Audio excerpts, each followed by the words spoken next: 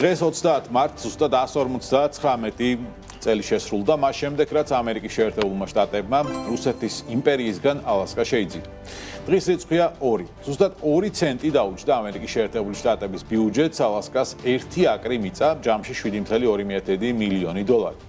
დღევანდელი გადმოსახედიდან ეს მსოფლიო ისტორიაში უძრავი ქონების ყველაზე გრანდიოზული და მომგებიანი შენაძენია, თუმცა 1867 წელს ამ გარიგებას სულ სხვანაირად უყურებდნენ.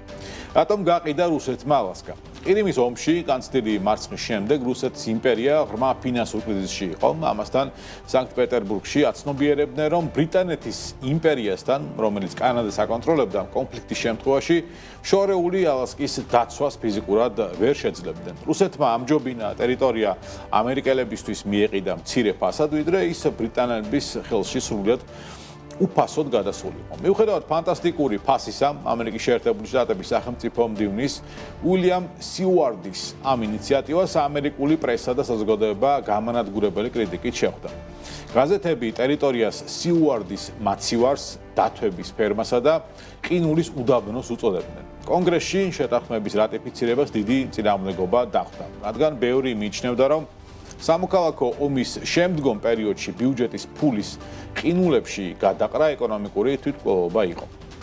სიუარდის სტრატეგიულმა ხედვამ დროის გამოცდას გაუძლო ამასობაში და კრიტიკოსები სასტიკად შეარწყვინა. ამის დასტურად რამდენიმე ფაქტი მოვიყვანოთ. პირველი, ოქროს ციებ-ცხელება. 1890-იან წლებში კლონდაიკსა და ალასკაზე ოქროს აღმოჩენამ თავდაპირველი 7.2 მილიონი დოლარის ინვესტიცია რამდენიმე წელიწადში ათმაგად ამოიღო. მეორე, შავი ოქროა.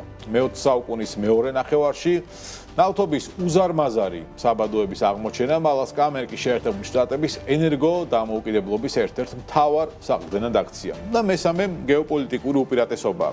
ცივი ომის პერიოდში ალასკა იქცა ამერიკის შეერთებული შტატების მთავარ სტრატეგიულ ბუფერად და სამხედრო პლაცდარმად სწორედ იმ ქვეყნის, ანუ საბჭოთა კავშირის და რუსეთის წინააღმდეგ, რომელმაც ის ოდესღაც 2 ცენტად გაყიდა აკარზე. ალასკის შესყიდვა დღემდე რჩება საუკეთესო მაგალითად ბიზნესსა თუ პოლიტიკაში, ჭეშმარიტად ვიზიონერული გრძელვადიანი ინვესტიციები ხშირად თანამედროვეობის მიერ აღიქმება როგორც აბსურდი და სისულელე. ლიდერობა სწორედ იმ პოტენციალის დანახვა, რომელსაც სხვები ყინულის უდაბნოს მიღმა ვერ ამჩნევენ.